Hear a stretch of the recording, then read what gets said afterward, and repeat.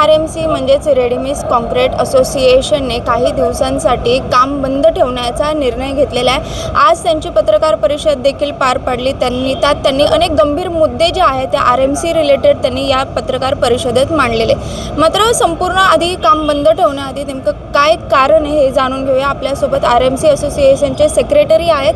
काय सांगाल पहिलं, का असा निर्णय घेण्यात आलाय, काय कारण आहे? खरं तर मी पुणे RMCच्या वतीनं तुम्हाला कळवू इच्छितो, हा बंद नसून ही एक तात्पुरती विश्रांती आम्ही घेतो आहे। सेल्फ असेसमेंटसाठी विश्रांती घेतो आहे। खरं कारण आहे कंप्लायन्स रिक्वायरमेंट।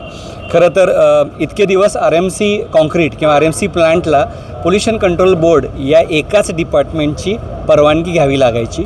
गेले काही महिने काही वर्ष विविध डिपार्टमेंटनी परवानगी घेण्यासाठीचा जो काही विविध अडचणींचा जो सामना RMC व्यवसायाला करावा लागतो आहे, त्यासाठी आम्ही विश्रांती घेतली आहे। आणि आम्ही शासनाला आणि प्रशासनाला विनंती करतो आहे की आम्हाला एक सिंगल विंडो क्लिअरन्स किंवा एक सिस्टमॅटिक क्लिअरन्स किंवा परवानगी घेण्याची एक प्रणाली तुम्ही सिस्टम आमच्यासाठी करून द्या, जेणेकरून आम्हाला आमचे व्यवसाय कायदेशीर पर्यावरणपूरक करावेत। ह्याच्यासाठी विनंतीसाठी आम्ही खरं तर आजचा हा एक ब्रेक घेतलेला आहे। बरं, पालिकेकडून बरीच कारवाई तुमच्यावरती करण्यात येते, मग ती कशाच्या आधारावरती करण्यात येते? जसं तुम्ही म्हणताय की तुमच्यासाठी नियमावलीच नाही आहे। खरं तर पालिकेचे RMCसाठीचे नियमच नाही आहेत। पालिका जनरलाइज नियमांना कन्सिडर करून आमच्यावर जी कारवाई करते, मी त्याला म्हणेन की नियमात नसणाऱ्या गोष्टीवर कारवाई करणे हे चुकीचं आहे। आम्हाला नियम द्या, आम्हाला नियमावली द्या, आमचं असेसमेंट करा, ऑडिट करा, आम्हाला नोटीस द्या आणि मगच आमच्यावर कारवाई करा।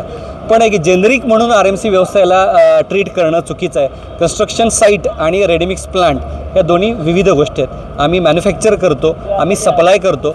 आमचं प्रोडक्ट मगाशी मी सांगितलं आहे, काँक्रीट हे जगातलं पाण्यानंतरचं सर्वात जास्त वापरलं जाणारं प्रोडक्ट आहे, जे इसेन्शियल आहे आणि जे पेरिशेबल आहे। सो आम्हाला सेगमेंट करताना, सेक्टराईज करताना तशा प्रकारच्या सेक्टरमध्ये आणि सेगमेंटमध्ये आमचा वापर करावा किंवा आम्हाला त्याच्यामध्ये अंतर्भूत करावं आणि आमच्यासाठी कामाची वेळ आणि कामाचे नियम हे निश्चित करून द्यावेत। RMC बाबतीत जे नागरिक असतात ते सतत तक्रारी करत असतात, पालिकेला असतील त्याच्यावरून ते जे आहेत ते तुमच्यावरती कारवाई करत असतात।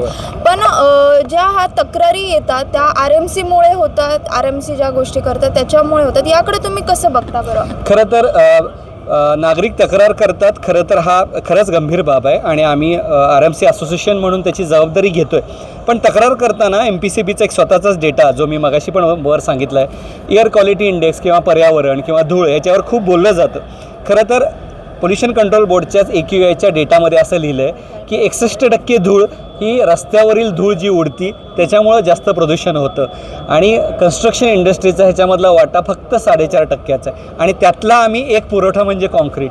फक्त काय होतं, रस्त्यावरची धूळ ह्या आमच्या जड वाहनांना लागते आणि ती उडली जाते, इकडे तिकडे पसरली जाते।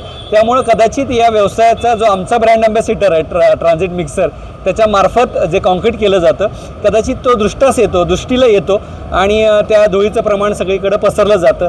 पण खरं तर त्याच्यामध्ये फार मोठं तथ्य नाही।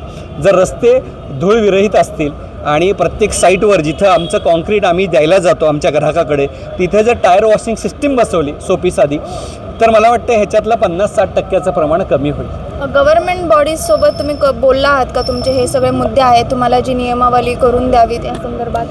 गेले वर्षभर आम्ही RMC असोसिएशनच्या माध्यमातून Pune municipal corporation, collector, commissioner, जिल्हाधिकारी, वाहतूक विभाग आणि असंख्य PMRD आणि MPCB प्रदूषण मंडळ या सगळ्यांशी आम्ही 1 to 1 बोललो आहे आणि आम्ही निवेदनं पण दिलेली आहेत। आम्ही डायलॉग इनिशिएट केलेला आहे। गेले 6 महिने 9 महिने आम्ही वारंवार त्यांच्या संपर्कात आहोत आणि नियमावलींची मागणी करतो। नियमांची एकसूत्रता, समन्वय नसल्यामुळे विविध विभागांच्याकडून आम्हाला अडवणूक केली जाते, अडचण येतं आणि ह्या समस्यांच्यामुळे IMC ग्राहक आणि RMC ओनर दोघंही भरडले जातात आणि कारण नसताना RMC हा एक विलन म्हणून या आपल्या सगळ्या इंडस्ट्रीमध्ये केला जातो। काँक्रीट हा आपल्या शहराच्या विकासाचा सर्वात मूलभूत भाग आहे। आपण जिथं उभारलं आहे ते काँक्रीट आहे, जे मागे बिल्डिंग आहे ते काँक्रीट आहे, घर आहे ते काँक्रीट आहे। मला सगळ्या नागरिकांना एकच सांगायचं आहे की आज तुमचं जे घर बनलं आहे ते काँक्रीटनं बनलं आहे। जेव्हा ते काँक्रीट बनलं तेव्हा शेजारच्या ग्राहकांना, लोकांना थोडा समस्यांचा सामना करावा लागला असेल की नाही? पण लागला असेल। तर थोड्या इनकन्व्हिनियन्स जर आपण दाखवली तर शहराचा विकास होईल. मला धुळीचा त्रास नाही व्हायला नाही पाहिजे, विकास नाही व्हायला पाहिजे, अशा मी सामान्य नागरिक म्हणून गोष्टी समजून, पण त्यातल्या काही ज्या मर्यादा आहेत ते समजून घ्यायला पाहिजेत.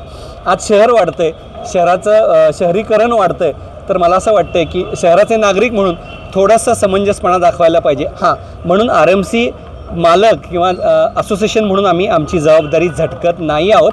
आम्ही सगळे उपाय करणार आहोत, करत आहोत. म्हणूनच ही विश्रांतीमध्ये सेल्फ असेसमेंट करू आणि लवकरच चांगले नियम घेऊन नव्या जोमानं, नव्या स्वरूपात, पर्यावरणपूरक आणि एक शासनाच्या नवीन सिस्टममध्ये आम्ही काम करायला चालू किती करू. दिवस काम बंद असणार बरं? खरं तर ह्याला जेवढ्या लवकर आम्हाला प्रतिसाद मिळेल तेवढ्या लवकर आम्ही काम चालू करू. म्हणजे प्रतिसाद जे आहे त्याच्यावरती सगळं अवलंबून आहे असं म्हणू शकतो. असं म्हणू शकतो, कारण का जोपर्यंत आम्हाला नियमांची फ्रेमवर्क मिळत नाही आहे, त्यामुळे नियम पाळायचे कसे आणि त्याच्यानंतर आम्हाला ते आमच्या पूर्ण असोसिएशनच्या शेकडो सभासदांना सांगितले जाईल, त्याचा एक रोडमॅप बनवला जाईल. आम्ही आत्ताचा आमच्या येणाऱ्या दिवसांसाठीचा रोडमॅप बनवलेला आहे. सेल्फ असेसमेंट आम्ही केलेली आहे.